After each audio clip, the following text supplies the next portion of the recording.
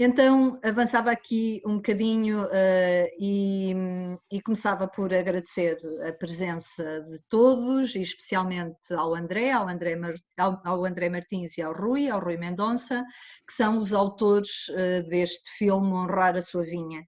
Recordo que estas conversas fazem parte de uma programação que as Comédias do Minho estão a construir, as Comédias Takeaway, que se prende este programa ou esta programação exatamente com os tempos que estamos a viver. É toda uma programação pensada para o contexto digital. E nestas nossas comédias takeaway servimos comida para o espírito. A programação podem encontrá-la no nosso site, associada à nossa rádio digital, que acho que nunca é demais lembrar que as comédias têm uma rádio digital, que tem como título Rádio Comédias do Minho, a imaginação sem fios, e que é uma rádio para escutar, ver e ler. Dizer-vos então, ainda que neste nosso takeaway disponibilizamos todas as semanas iguarias novas, a pensar especialmente ou tendo em conta diferentes idades, disponibilidades de tempo e interesses variados. E as iguarias andam entre filmes, registros de espetáculos, conversas, podcasts e outras surpresas que estamos ainda a construir. Espreitem e acompanhem-nos. Passava agora então à conversa para vos dizer que temos sensivelmente, este nosso encontro dura sensivelmente 1 hora e que o filme Honrar a Sua Vinha está disponível no nosso site, bem como a sinopse e as bios dos autores. Este filme, ou Honrar a Sua Vinha, faz parte de uma caixa de documentários que foram compilados de alguma forma na altura em que as comédias fizeram 10 anos, em 2014, e tal como o filme que podemos ver, podemos conversar sobre a semana passada do Paulo Menezes, há uma série de filmes que estão incluídos nesta caixa. Passava e então um bocadinho para a palavra quer ao André, quer ao Rui, porque, na verdade, eles dispensam apresentações no contexto aqui, em que aqui estamos todos, toda a gente os conhece, mas também se pensarmos que esta conversa é suposto ser acessível a outras pessoas que não estão próximas, eu acho que é importante pensarmos que ela não fica só para nós, e eu gostava de vos começar por escutar um bocadinho, por se apresentarem, ou seja, que nos falassem um bocadinho do vosso percurso, para nos começarmos por situar. E podem escolher qualquer um de vocês.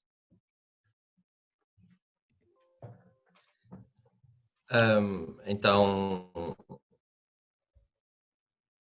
eu vou apresentar o meu percurso, portanto, o meu nome é André, o meu percurso não tem nada assim muito especial.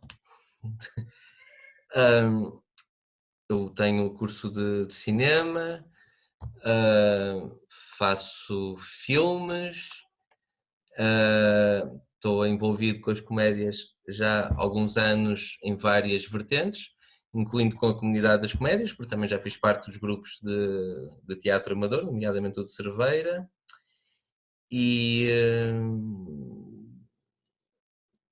pronto, vou desenvolvendo assim o meu trabalho e a minha vida, vivo em Cerveira. Foi uma excelente apresentação, não foi? Rui. Rui! Tenta fazer pior.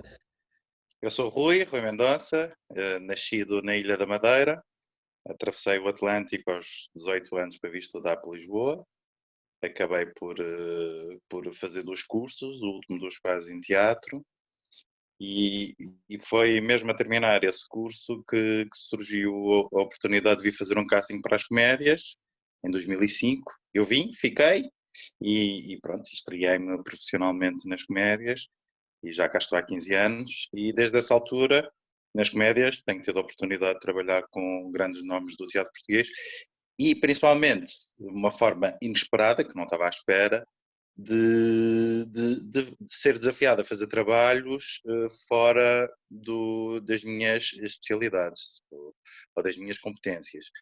E fazer um filme foi um deles. Não posso dizer que não fosse um sonho meu, que sempre sou cinéfilo e, portanto, sempre gostei de me imaginar a fazer um dia um filme, mais na vertente de ator, mas também na de realizador. Era um sonho assim impossível de alcançar, e de repente, em 2012, as Comédias propõem-me realizar este filme com o André e pronto, e antecipar a concretização do sonho, em vez de ser um sonho inconcretizável ou que só iria concretizar aos 70, 80 anos, foi concretizado antes dos 40. Obrigada. Ou aos 40 mesmo. Olhem, eu vi o filme quando entrei para as Comédias, há 4 anos, e ontem à noite voltei a revê-lo. E hoje, entre ontem e hoje, ao preparar um bocadinho esta conversa, comecei-me a deparar com algumas referências que não coincidiam, ou seja, percebi durante o dia de hoje que existem 2 versões do filme, só hoje percebi isso. Ou seja, há uma que é mais longa, uma que é mais curta. A que está disponível neste momento no nosso site é a versão mais recente e mais curta. Entretanto, disponibilizaremos a versão também primeira, mas tive essa surpresa, o que também implica de alguma forma, como o cinema muitas vezes pode implicar esses processos de apuramento e de transformação. Mas mais do que isso, mais do que falar sobre isso, não é tanto isso que queria, por onde queria ir, mas gostava que vocês também começassem por nos contextualizar um bocadinho a origem deste filme. Tanto quanto percebi, ele está associado a um projeto que se chama Histórias Decantadas, que terá tido origem por volta de 2012, e gostava que vocês me falassem um bocadinho dessa origem e também do que vos juntou, porque é que de repente vocês também de alguma forma trabalharam juntos. Sim, o ano de 2012 foi marcado por uma programação das Histórias Decantadas, em que fizemos vários espetáculos à volta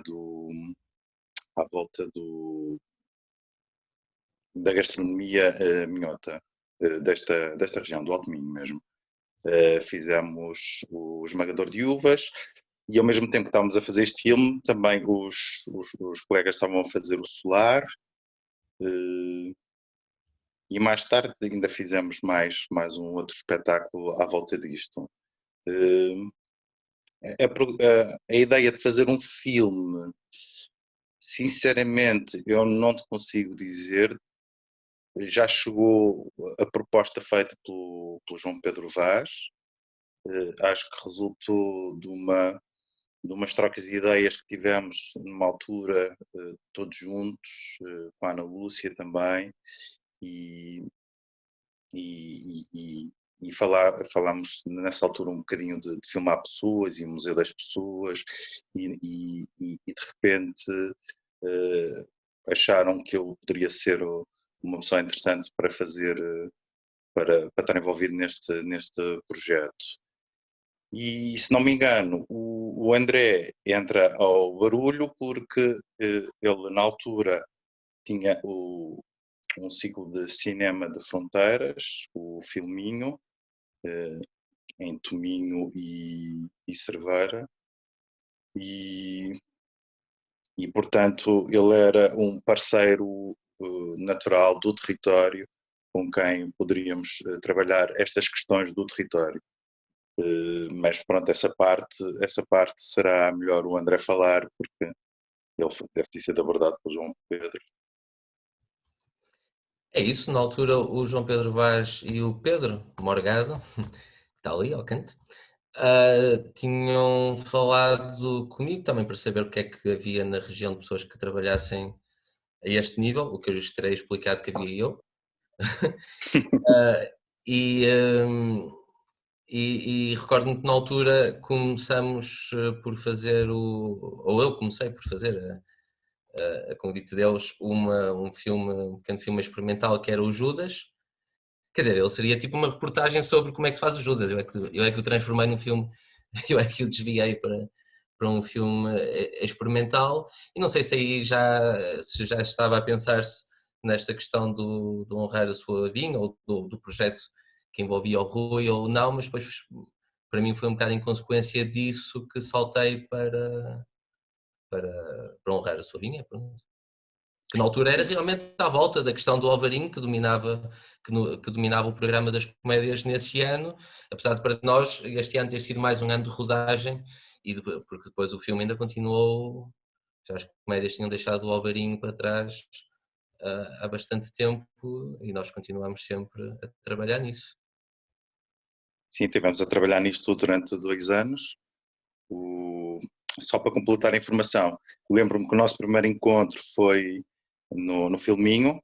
Eu, João Pedro, fomos assistir a uma sessão e depois no final ele apresentou-nos e acho que foi. Não nos conhecíamos antes de fazer o filme e pronto, de certa forma fomos nos conhecendo fazendo o filme. Vocês a determinada altura dizem que o cinema é um processo agrícola. Eu gostava de vos escutar sobre isso.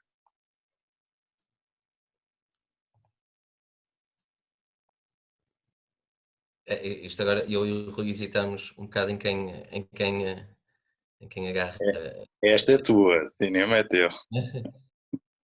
Bom, o cinema é um processo agrícola, isso tem a ver com todo um ciclo de metáforas que passa pela ideia de cinema enquanto recolha, pela ideia de cinema enquanto captura, enquanto aspirador de imagens e na altura nós realmente quando é importante dizer que se trabalhou durante 2 anos no filme, porque isso significa que não foi as primeiras ideias e nós ficamos com elas e daí ficou o filme e pronto. Não, nós passamos por inúmeras fases de brainstorming e depois de execução e depois o resultado disso é que as ideias estão trabalhadas todas umas por cima das outras. Então, esta ideia mais funda que depois aparece no fim do cinema ser um processo agrícola, vem de toda a nossa experiência no terreno de estarmos a pensar como é que fazemos um filme que satisfaz as questões de procurar o que é o Alvarinho, ao mesmo tempo começámos a interrogar imenso sobre aquilo que era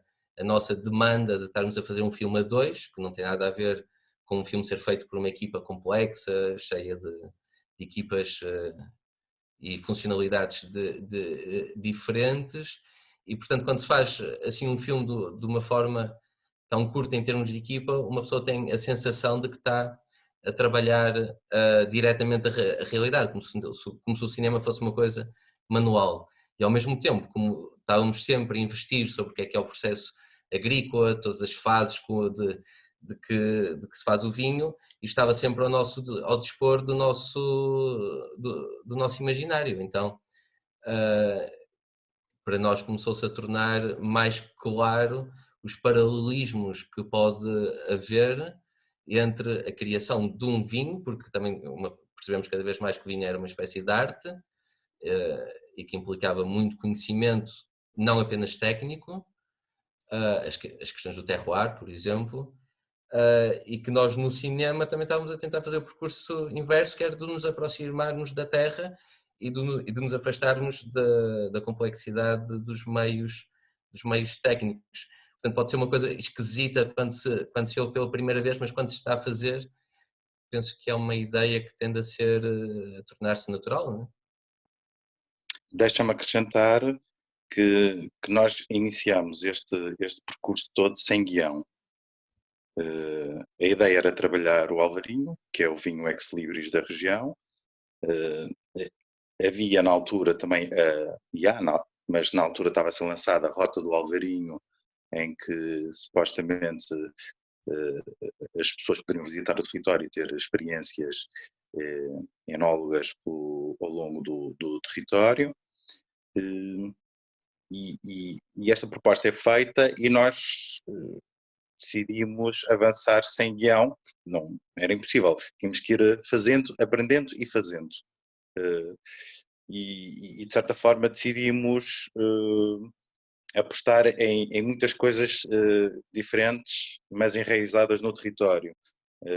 Falar com pessoas, não queríamos só falar com os grandes players do Alvarinho e com as adegas e os grandes produtores, também queríamos o outro lado do produtor lavrador, fomos atrás das lendas e de como esse imaterial, património imaterial poderia, enraizado nas pessoas e na mentalidade do território, poderia interferir aqui. Fomos atrás das tradições, daí também aparecer o São Jorge e a Coca, e fomos buscando todos estes elementos identitários da região para depois percebermos o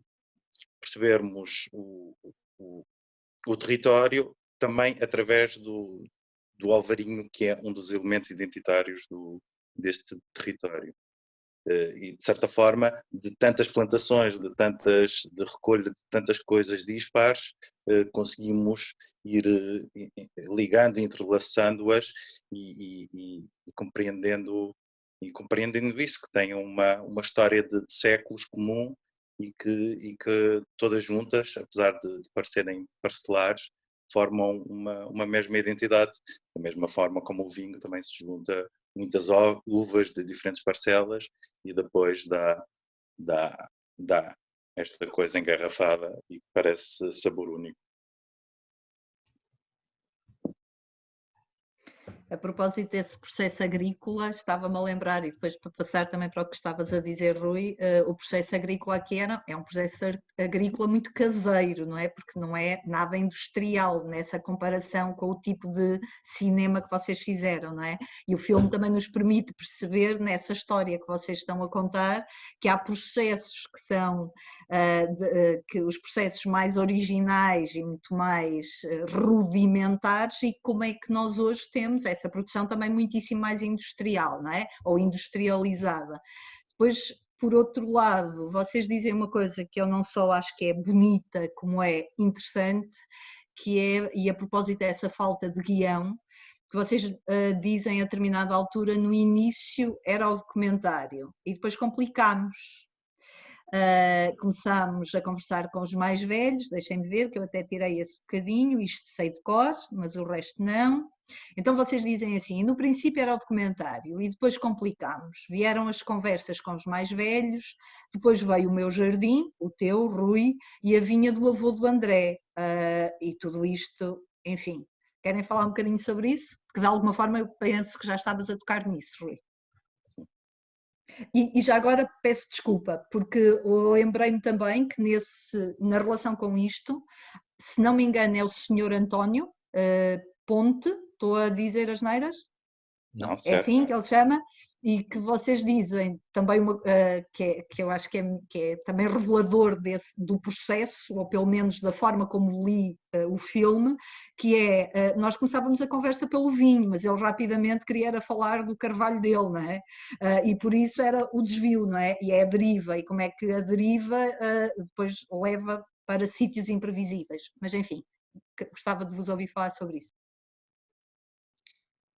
Sim, desde cedo foi evidente a capacidade que estas pessoas têm. O senhor António Ponte, para além de um grande produtor lavrador de Alvarinho, também é marceneiro e, portanto, ele conseguiu, e para além destas duas tarefas, ou destes dois trabalhos, ele também tinha hortas para cuidar, animais, tinha uma quinta toda para trabalhar, ele e a mulher, e é surpreendente a capacidade de trabalho e de desmultiplicação desta geração, ou daquela geração, comparado, por exemplo, comigo, não é? Que tenho mais dificuldade em ligar-me com a natureza, dada a natureza do meu trabalho também, de ser uma procura da imaginação e do ficcional, mas já não tenho essa ligação à natureza tão forte como estas pessoas tinham, né? Que tinham um trabalho e ao mesmo tempo trabalhavam outras coisas em casa e faziam mil e uma fontes de rendimento. E isso foi uma das coisas logo que me marcou, era essa capacidade e a leveza com que fazem isso, sem peso nenhum, com tempo, como se vê com o Sr. António, o tempo que ele teve para viver todas aquelas histórias naquela adega, das bebedeiras todas, de toda a gente por ali passou, e que se deliciava com o vinho dele e já não queria sair dali, basicamente era isso. E pronto, e esta falta de tempo que nós sentimos hoje em dia, na nossa geração, em que já não há, ou seja, parece que eles faziam muito mais e tinham mais tempo para conviver do que nós que fazemos, parece que fazemos muito menos e não temos tanto tempo para conviver. E essa dialética foi uma das coisas que nos bateu logo no início do processo de brainstorming.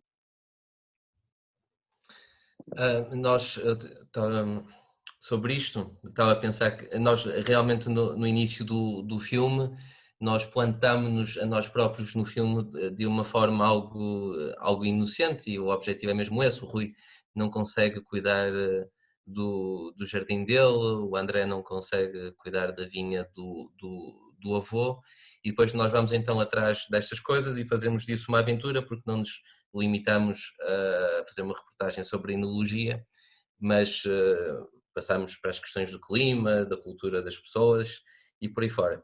E isto é interessante porque isto permite-nos voltar a pegar nesta questão do cinema ser um processo agrícola, porque eu recordo-me que ela vem junto com a ideia de que nós somos agricultores de imagens, que é uma frase que aparece muito próximo a esta do cinema ser um processo agrícola, e portanto, no fundo, ao longo do filme, nós percebemos que não somos capazes de cuidar de uma vinha ou capazes de cuidar de um jardim, o que não quer dizer que no nosso tempo, na nossa geração, não estejamos a fazer com outras ferramentas o mesmo tipo de processos, nomeadamente através das imagens. Portanto, no fundo, nós queremos defender a ideia que nós somos agricultores de imagens e que, sendo agricultores de imagens, é possível ter um carinho à terra, um cuidado com a cultura, que encontra algum tipo de paralelismo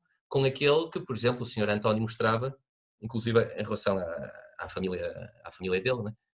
Que ele quando perde o dedo, se eu bem me recordo, perde o dedo porque estava a arranjar o banco que no final do filme aparece à volta daquela árvore grande para que a família, ao vir comemorar o aniversário dele e da mulher, se pudessem sentar, não é? Os 50 anos de casados. Pronto, e vale a pena acrescentar que aquele carvalho, de certa forma, o Sr. António tem uma relação umbilical com ele, porque parece que foram plantados ou nasceram mais ou menos na mesma altura. Ele recorda-se daquele carvalho desde que é pequenito. É das primeiras memórias, das primeiras coisas que ele tem, é aquele carvalho. Ele viu aquele carvalho a crescer ao longo da sua vida. São 70 e tal anos, 80 anos a partilhar uma vida, não é? Um homem e uma árvore a partilharem o mesmo quintal. E ainda hoje estava ao bocado a falar com a Margarida e ela estava a recordar-me da frase do Sr. António de foram-se os dedos, ficaram os anéis? Os anéis, sim. Foram-se os dedos, ficaram-se os anéis. Pronto. Isso devia ser o tipo de frase ou o tipo de metáfora que ele já devia saber há tantos anos e de repente chegou àquele momento na vida dele em que agora perdi um dedo, é exatamente o momento de usar esta.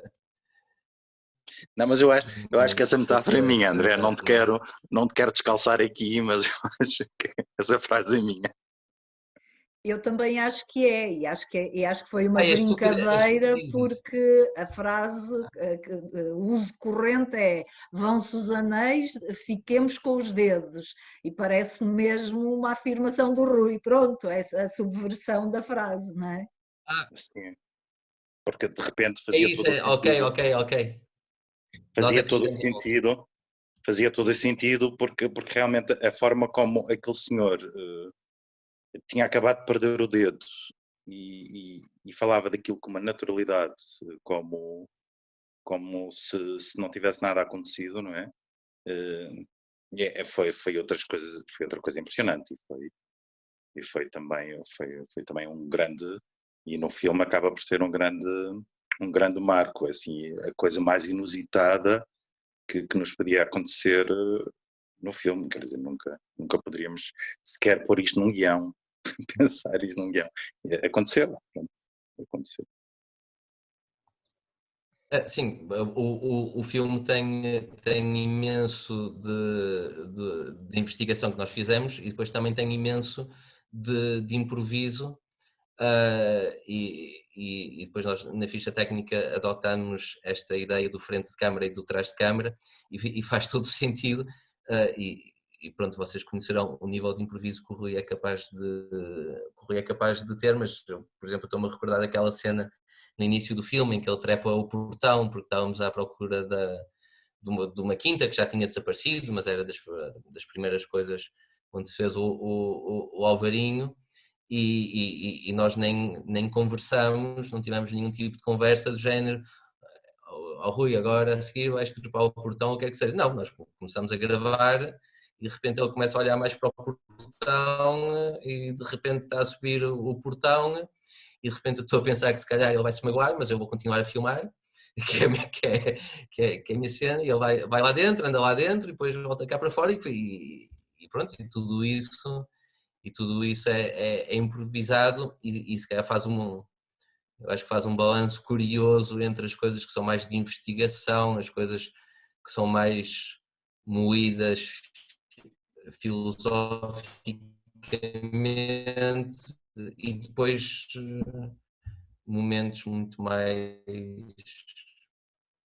improvisados, muito mais soltos. Fiquei com a sensação, ao ver também o filme, que o facto dessa ausência de guião também vos fez encontrar mais perguntas. Sim, encontrar mais perguntas e procurar mais pessoas. Teve o condão de ter as duas coisas e de certa forma deixar-nos guiar, porque nós os dois, tanto eu como o André, somos de fora. O André menos, porque tinha família aqui e vinha passar as férias, mas também deixar-nos guiar por este território e esta identidade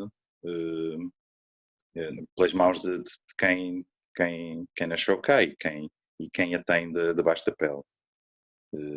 E acabámos por conseguir encontrar muita gente diferente, e aqui posso revelar um bocado o processo, que isso obviamente começou muito da partilha do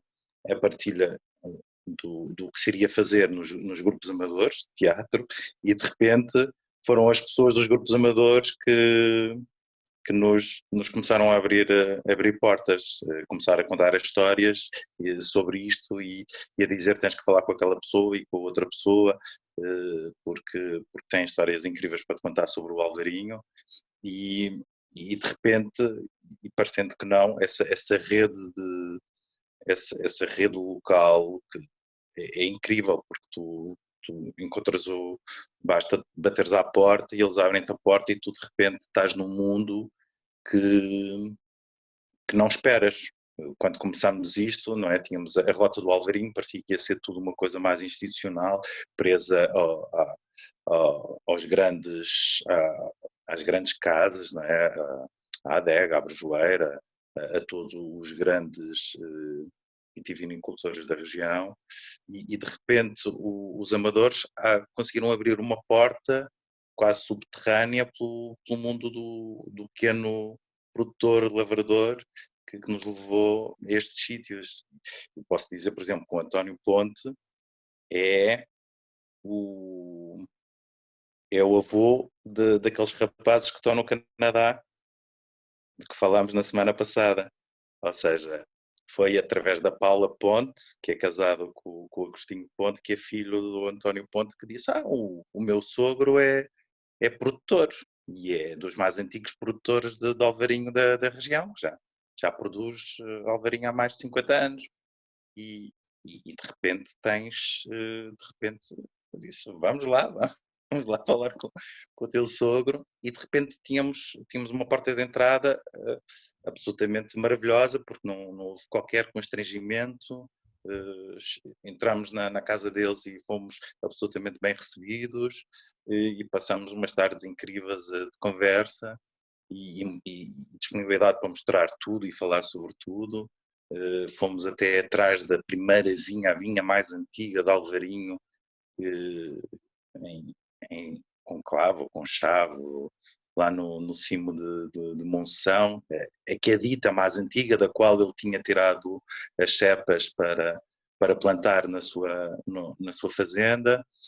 E pronto, e de repente falámos também no grupo de teatro dos Milagres e de repente eles tinham toda aquela história porque a lenda da Mora do Castelo é na região dos Milagres e tinham também é uma grande zona produtora e tinham também a história da Aida, que é a mãe da Zeza, que pertence ao grupo Amador, que tinha aquelas memórias de infância antes do Alvarinho ser sequer Alvarinho. Mal tinha esse nome porque as pessoas não reconheciam a sua importância. Portanto, era um vinho branco, o que era valorizado era o tinto, era o vinho branco e era tomado só em algumas ocasiões, algumas festas, e era quase um vinho de segunda categoria.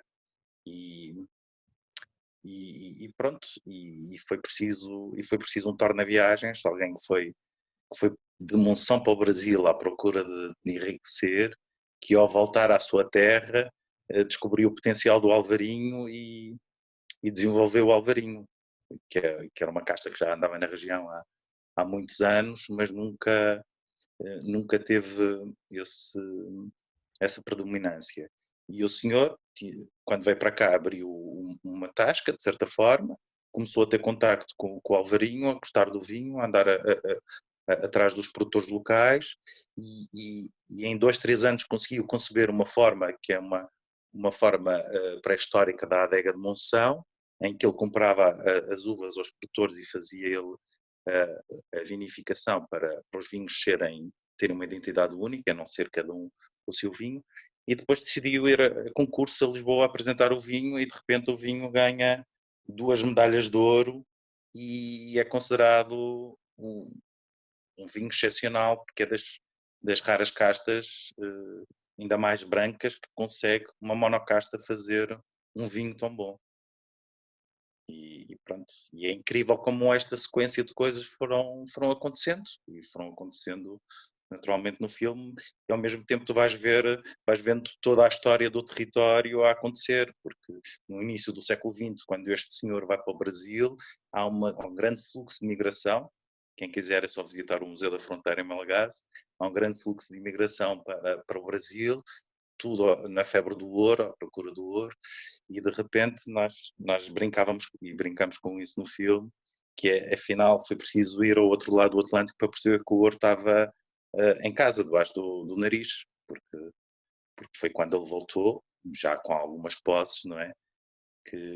Mas que depois percebeu que a maior riqueza estava aqui na sua terra natal, debaixo mesmo do seu nariz. E pronto, e tem um grande mérito por ter percebido que o vinho tinha todo este potencial de ganhar medalhas e ser internacional. E o filho conta histórias incríveis de irem a Lisboa e levarem os vinhos e terem os vinhos nos melhores restaurantes de Lisboa. E era tudo uma aventura para aquele filho que nós tivemos acesso. Ele mostrou as fotos dele.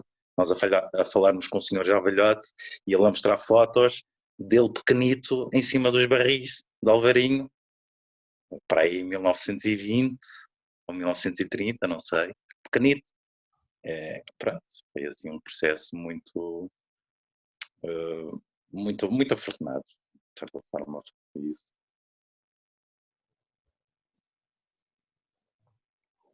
André, não sei se queres dizer alguma coisa.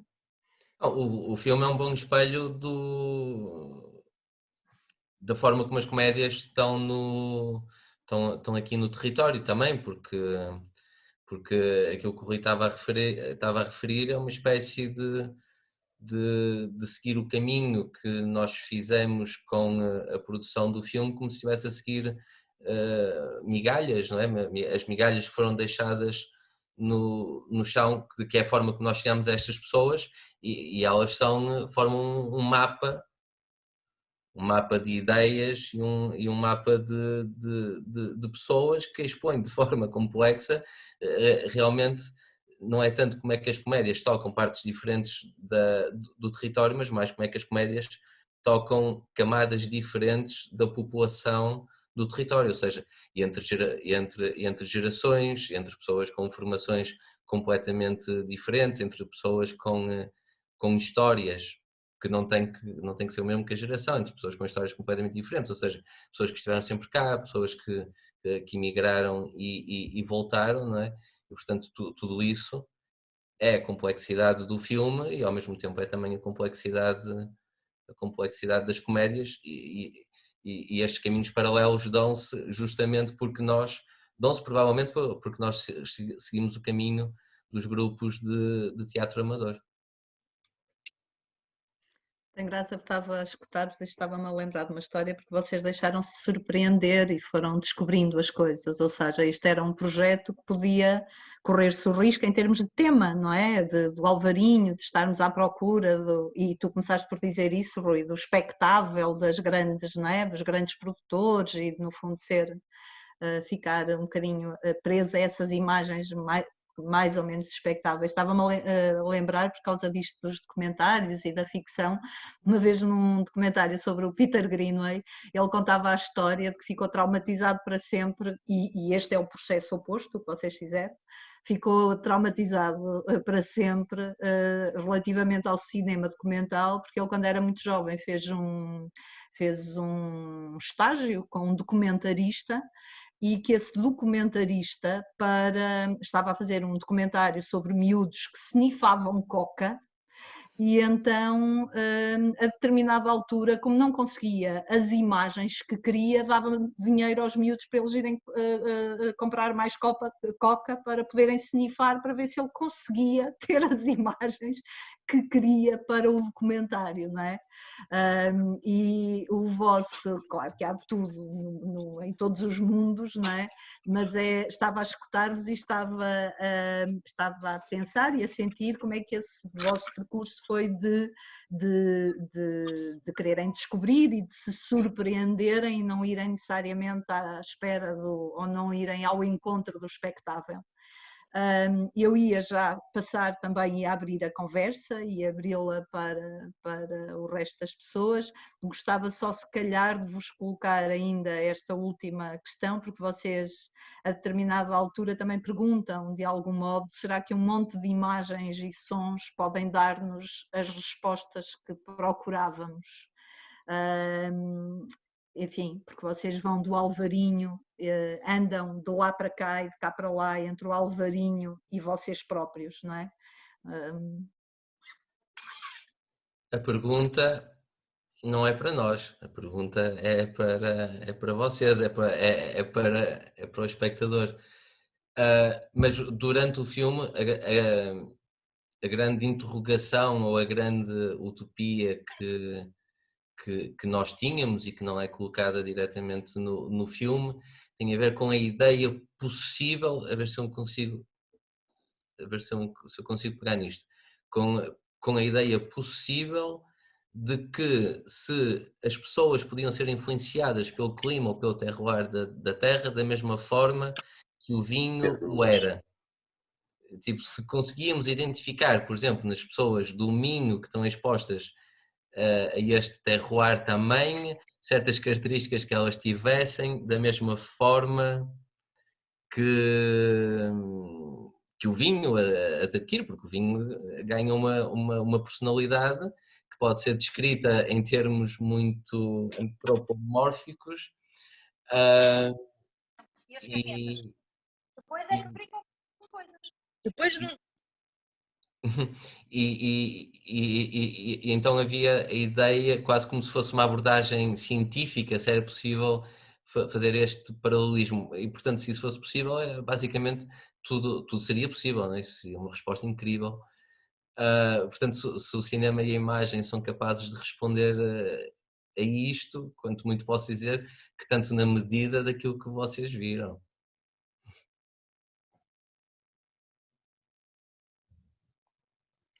E eu abria a conversa agora. Desculpa, Magda. Diz, diz. Antes de abrir a conversa, deixa-me só dizer que aqui nestes mosaicos estão duas pessoas que estiveram mais próximas ao processo do filme, que é ali na minha segunda fila a Tânia, ao meio, e na minha quinta fila à esquerda a Gisela Cunha, porque ela era a minha colega na incubadora de indústrias criativas da Bienal de Cerveira e minha colega de sala, com o projeto dela. E na altura eu e o Rui tivemos imensas reuniões lá, onde trabalhávamos o filme como se fosse um mapa de ideias, escrevendo nas paredes, imprimindo vários papéis, enfim, experimentando várias formas de fazer mapas de ideias. E, portanto, ela também foi testemunha disso. Né?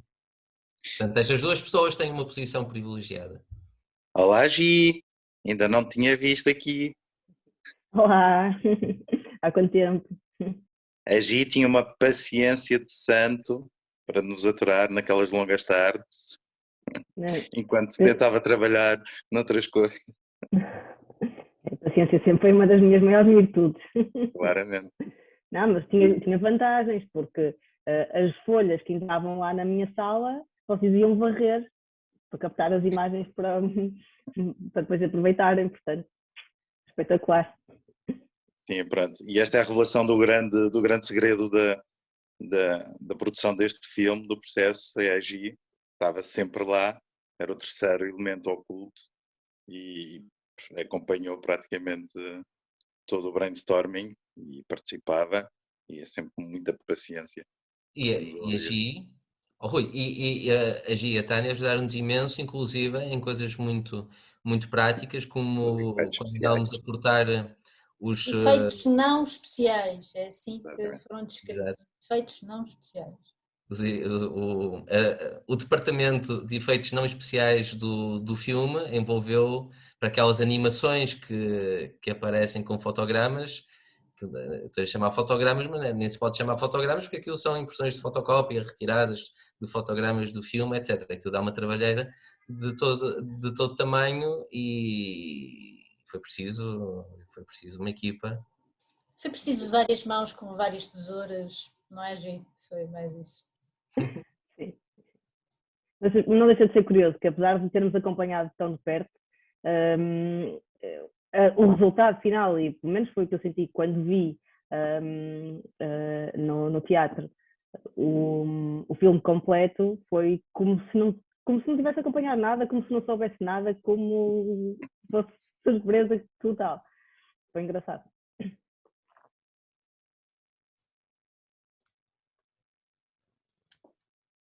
Muito obrigado.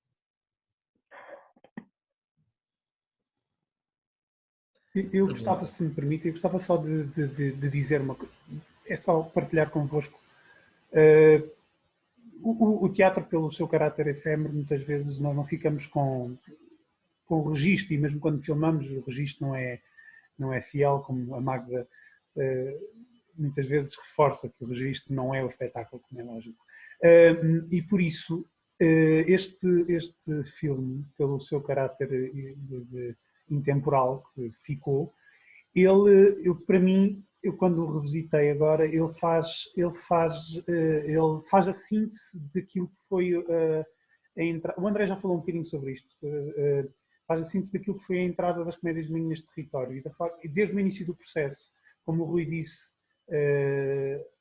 ter encontrado a Filminho, ter encontrado o André no território e perceber que era o parceiro, e de repente ir para o território e descobrir na matéria humana, descobrir através do nosso olhar transformador descobrimos de forma como conseguimos fazer daquilo descobrimos o valor intrínseco da matéria humana e das histórias e das pessoas, e a forma como conseguimos chegar às pessoas. Eu acho que é quase um registro muito claro. Eu acho que não há...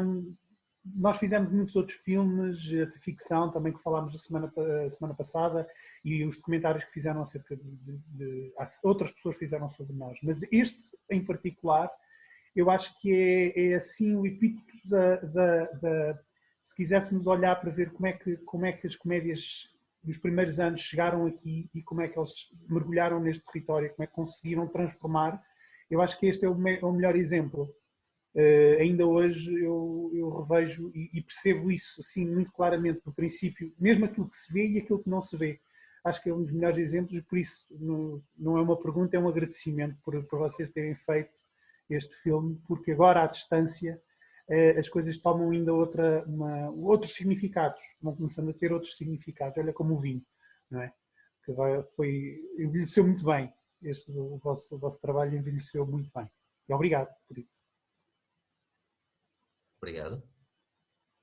É engraçado que isso tenha acontecido de forma casual, ou seja, não é nada que tínhamos planeado, mas um bocado naquele processo de irmos a partir dos grupos de teatro. Mas há aqui uma origem ainda que agora vai ser revelada, que eu acho que foi onde tudo começou. Foi quando eu e o Luís fomos a Parada filmar um senhor que era artista bruto, fazia arte bruta, com as coisas que tinha lá em casa, e tivemos um dia absolutamente surreal com aquele senhor. O senhor era incrível, absolutamente. E acho que foi ao falarmos, eu e tu, Luís, sobre isto, numa reunião em brainstorming, que fez surgir a ideia na Ana Lúcia, no João Pedro, que fazer um filme sobre pessoas seria uma via, seria viável, seria possível. Acho que o começo da ideia foi aí, através desse momento, que não teve consequências na altura que o fizemos, mas que acho que veio desembocar aqui no honrar a sua vinha. E portanto tu estás também nessa origem. Não, sim, obrigado por me enquadrares, mas eu acho que é uma coisa que estávamos todos, porque os primeiros anos, se agora, usando a vossa metáfora de agricultores de imagem, então nós nos primeiros anos, nós efetivamente aprendemos a ser agricultores também deste território, porque no início nós chegámos a este território e éramos quase caçadores-coletores de histórias, porque havia tanta coisa à nossa volta, com tanta matéria, e nós de repente virávamos para todo lado, e para qualquer sítio onde nos virávamos encontrávamos matéria que nos inspirava a fazer alguma coisa. E por isso acredito que sim, que tenha sido, eu não me recordava dessa história. Mas como essa, há muitas, porque as coisas nós tropeçávamos, não é? Tropeçávamos na riqueza da matéria humana que existe aqui. E pronto, e é isso. E por isso acho que este filme, diz o André, foi obra do acaso, mas o acaso só acontece quando as coisas estão lá, não é? Quando as pessoas estão lá, quando as histórias estão lá, quando nós também estamos cá, de outra forma não existia acaso. Mas isto que tu estás a dizer, isto que tu disseste agora é muito importante, porque realmente quando nós dizemos, ou quando surge a expressão de agricultores de imagens, aqui nós podemos entender a imagem apenas no sentido de representação, e abrir para aí, e abrir para uma coisa muito mais lata do que cinema com uma câmara, não é? E realmente tu tens muita razão quando puxas esta metáfora mais para trás para um coletor de histórias, pensando que essas histórias são imagens, são representações que as pessoas fazem de outras coisas, sejam mitos, sejam coisas que lhes aconteceram, e portanto somos todos nós como criadores, independentemente do suporte específico usado, não é? Mas que pensamos que nós, enquanto criadores, estamos a trabalhar as representações da mesma maneira que as pessoas trabalham a terra, vá lá, e realmente as comédias, nesse aspecto, são uma entidade que abre as portas para que um território se desenvolva a este nível, no sentido de encontrar o seu próprio imaginário, de encontrar a sua própria representação. Isso é. Só fazer uma pergunta. Vocês disseram que foi 2 anos para fazer o filme. O período de recolha durou quanto tempo? E depois o período de construção, de edição, durou quanto tempo? Nós inicialmente começámos, desculpa André, não sei se ias falar, mas pronto. Não, Nós inicialmente começamos, tínhamos o tempo de uma produção teatral, que era 3 meses. E pronto, e percebemos que era impossível acabar o filme nessa altura. Mas nesses primeiros 3 meses foi o tempo que nos lançámos à procura atrás das pistas, não é? À procura das pessoas, falar com as pessoas e mergulhar no território. Foram nesses 3 meses. Depois, ao longo de 2 anos, fomos digerindo toda aquela informação e fomos percebendo que mais recolha precisaríamos de fazer, não é? Pronto, tínhamos o convite de aniversário de casamento do Sr. António e da sua esposa, e portanto percebemos que esse seria uma saída posterior, e ainda fizemos uma intermédia, que foi quando ele perdeu o dedo. Portanto, fizemos quase três saídas a ter com o Sr. António. Mas pronto, a partir desses 3 meses, dessa primeira fase de recolha, a nossa saída já era mais seletiva, já íamos à procura de coisas que nos interessava explorar. Mas pronto, houve muito trabalho, principalmente a partir de pedra, nos meses seguintes das entrevistas, a ver as entrevistas e ir marcando as entrevistas, o que é que diziam e como é que poderíamos criar um discurso único em várias vozes sobre o Alvarinho e sobre a história do Alvarinho. E esse foi um trabalho muito, muito demoroso, que levou muito tempo a ser feito. E depois foram as tardes intermináveis, com a Gia a assistir no escritório do André, na Bienal, a brainstormings e a tentarmos perceber e a refletirmos sobre as questões e a tentarmos perceber o que é que nos tocava e por onde é que nós sentíamos que devíamos de ir. Sim,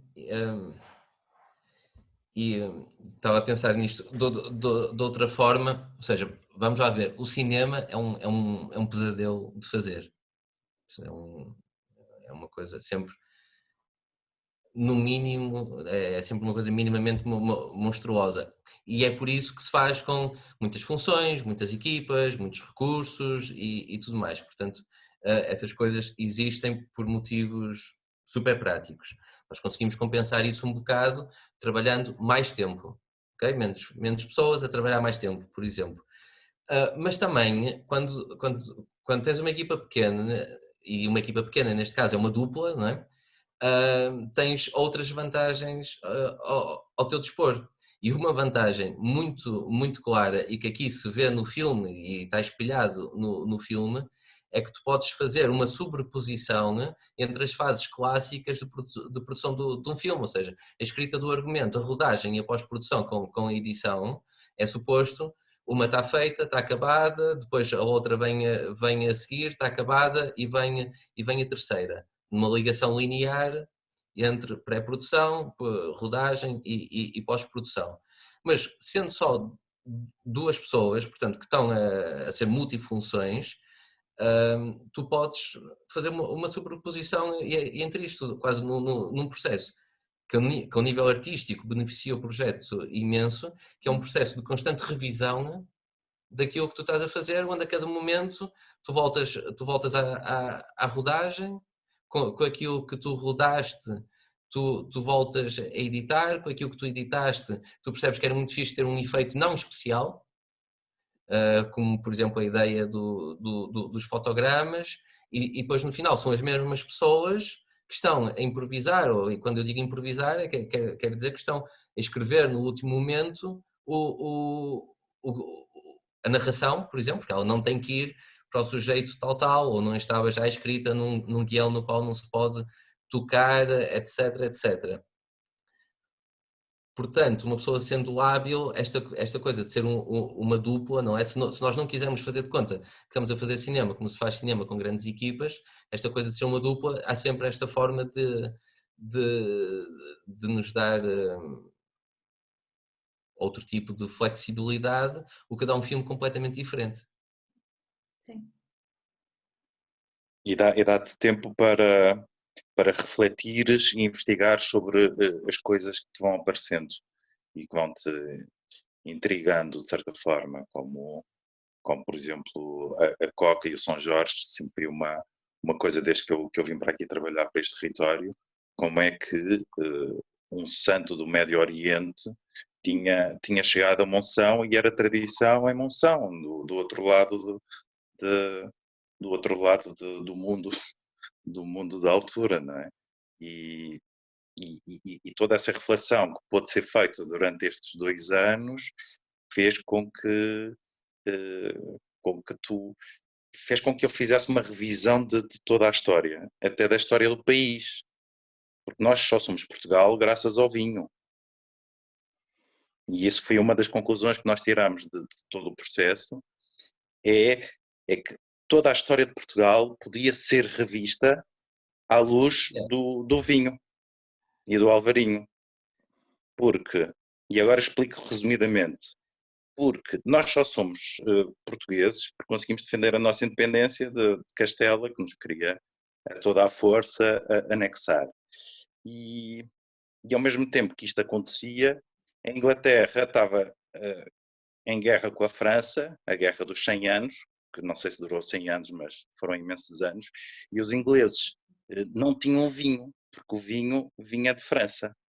E ainda por cima, aliada à França, havia muitos outros países, como Espanha, e portanto os ingleses tinham carência de vinho e andavam pela Europa a tentar perceber onde podiam ir buscar vinho. E perceberam que os aliados mais fiáveis que podiam encontrar eram os portugueses.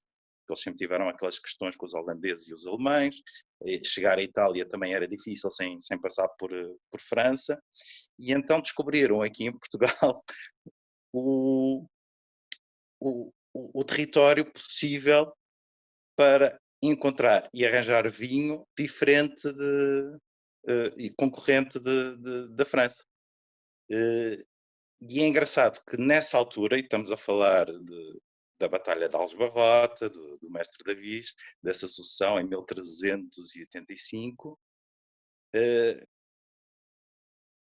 que fez com que os ingleses fizessem a aliança mais antiga que existe na história, oferecendo proteção militar aos portugueses e garantindo, de certa forma, a nossa independência face à força maior que era Castela, e em troca do vinho. E o vinho, na altura, não era o vinho Madeira, que ainda não tinha sido descoberta, não era o vinho do Porto, que ainda não tinha sido descoberto, era o vinho do Alto Minho. Esta região já era conhecida por ter um bom vinho e os ingleses vieram a associar-se a nós e tanto que a aliança foi assinada aqui em Monção, como é que se chama? Ponte de Moro, ao encontro do Dom João I com o Duque de Lancaster, que fazem essa aliança. Já antes tinha havido a Batalha de Aljubarrota, que eles ajudam-nos a derrotar os castelhanos, que eram 4 vezes mais. E depois o Dom João I casa-se com a Filipa de Lancaster e vem passar as núpcias para Melgaço, para o Mosteiro de Fiães, para reconquistar estes 2 territórios, Monção e Melgaço, que tinham sido ocupados pelos castelhanos. E é nesta altura que surgem também estas 2 grandes lendas da Inês Negra, que resolveu a contenda para os portugueses, e também de Euládio Martins, que é das guerras fernandinas, que antecede um bocadinho a padeira de Aljubarrota. E é essa influência inglesa, porque ao ganhar Aljubarrota, o Dom João I, acho que, por influência dos ingleses, que os ingleses tinham adotado São Jorge como seu padroeiro, cria essa relação muito forte com esse santo, e é um dos santos, não sei, mas era um dos santos que eram venerados na altura pelo rei, e é essa marca que fica em Monção. E pronto, e fala-se também dos ingleses que levavam os barris de vinho pelo rio abaixo, em pequenas embarcações, que depois saíam na Foz do Minho, iam até Viana, onde embarcavam para a Inglaterra em navios. E portanto, e deixaram essa tradição da Coca e do São Jorge em Monção. E portanto, toda a história de Portugal e toda a nossa independência, toda a nossa identidade deve-se ao vinho do Alto Minho. Senão não existíamos como existimos hoje em dia. Na altura não deveria de ser Alvarinho, porque o registro histórico parece que o Alvarinho só apareceu um século ou 2 séculos depois, mas é possível que já estivesse na região, mas ainda não tivesse documentado. Portanto, foi engraçado começar a fazer a história do vinho e perceber que a história do vinho nesta região foi determinante para conseguirmos ser o país que somos hoje, e a identidade. E toda a história de Portugal teria sido diferente, porque é com o mestre Davis e com a ínclita geração que entramos pelos descobrimentos afora e chegámos à Ilha da Madeira, onde séculos mais tarde eu nasci. Está tudo relacionado, está tudo relacionado. E em suma, temos um próximo espetáculo, não é, Rui? Aponta, vai apontando. Não sei, eu não sei. Eu acho que honrar a sua vinha é um objeto histórico e artístico subvalorizado neste país. Já devia estar no Museu do Alvarinho há que tempos, e já devia estar na Torre do Tombo há que tempos, porque isto é identitário do país. Temos que tratar disso. Olha, Rui, só para concluir, falaste do vinho de Madeira e da tua Madeira. O presidente Marcelo, quando foi visitar o Trump, Estados Unidos, o antigo, conta também uma história que para celebrarem a assinatura da Constituição Americana, eles brindaram. Não, quando fizeram, sim, a independência, e depois quando redigiram a Constituição, brindaram com vinho Madeira. Novamente o vinho a criar as nossas alianças. O teu vinho Madeira. Vinho português. O vinho português mudou, não foram só os descobrimentos, foi o vinho português que mudou todo o panorama mundial, global. Antes das naus, o vinho. Os descobrimentos ainda era outra história. Bem, os descobrimentos foi só para levar o vinho para fora. Foi uma. Antes tivesse sido, mas isso é outra conversa. Já excedemos assim o nosso tempo para a nossa conversa, mas o que não me parece nada mal. Mas acho que ficávamos por aqui, a menos que houvesse assim alguma pergunta muito breve que alguém tenha muita vontade de colocar. Se não, ficamos por aqui. Digam, há assim alguma pergunta que... Não? Eu tenho só uma pergunta, não sei se, mas não sei se tenho uma resposta rápida, eu peço desculpa. Anda! Estávamos a falar da relação entre o vinho e o cinema. Há uns tempos um enólogo dizia-me uma coisa sobre o processo de vindima, que era, a partir do momento em que se cortam as uvas, o processo de vindima está sempre a perder. É um processo sempre a perder. E eu pergunto-me se o cinema também não é isso, se não é sempre um processo de perda, sobretudo na fase da edição e sobretudo vocês não tendo nem um guião, nem 2 anos de trabalho, não é? A partir do momento em que se sentaram para editar, isso não foi logo perder histórias, perder uma história de Portugal, não é um processo de perda sempre que se edita no cinema? Sabes que Esperam lá, desculpem-me. Eles dizem isso no filme, tem graça, mas Eu é já não isso. vejo o filme há muito tempo. Sim, mas é engraçado porque eles dizem isso, mas claro, passa a palavra ao André e ao Rui, como é óbvio. Sim. Bom, eu não tenho dúvidas, desculpa, Rui, eu não tenho dúvidas que o cinema é um processo de subtração, ok? Em comparação a outras artes, inclusive eu tenho um conceito que eu nunca li em lado nenhum, não sei se é exclusivo meu, mas eu ponho algumas artes como sendo tábula rasa e outras como sendo tábula não rasa, no sentido em que há artes que vão a partir do zero e outras começam a partir do mundo, como o caso do cinema. Portanto, nesse aspecto é sempre um processo de subtração. Agora, se a subtração é um sinónimo de perda, ou seja, o que tu estás a dizer já também ao mesmo tempo refere-se a algo diferente, não apenas ao processo criativo, mas simplesmente ao facto de tu também não poderes ter todo o material, portanto outras questões mais práticas, mas a minha resposta vai por aí. O cinema é sem dúvida, tal como a fotografia, um processo de subtração. Da minha parte, foi um processo de ganho. Todo este processo foi um processo de ganho, porque, como disse no início, partíamos quase de uma perspectiva quase institucional, não é?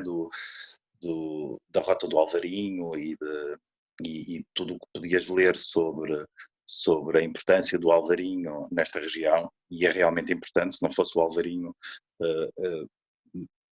grande parte da população já tinha migrado. O Alvarinho garante rendimento e garante a permanência das pessoas neste território, a muitas famílias, a imensas famílias. Agora perdi um bocadinho nesta história.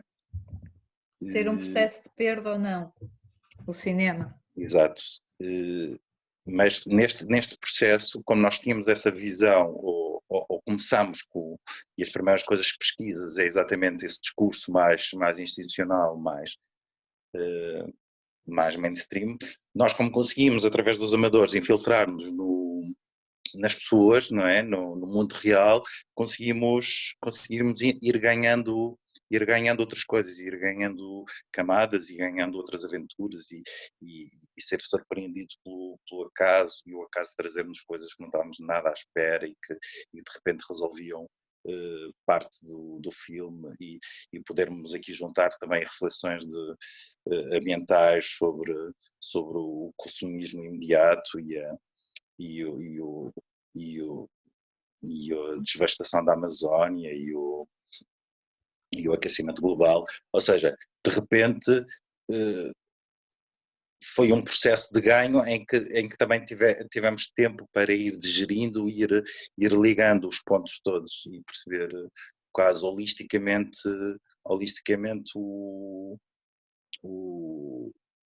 não só tudo, o mundo contemporâneo, este filme, este território, o que se passa aqui à volta, e como as tradições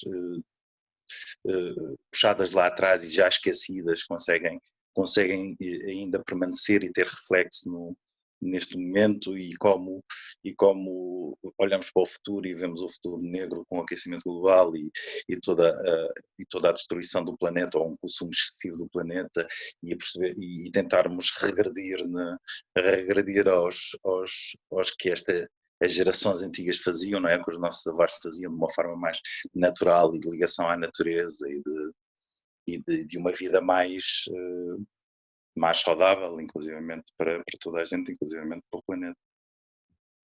Portanto, foi sempre a ganhar.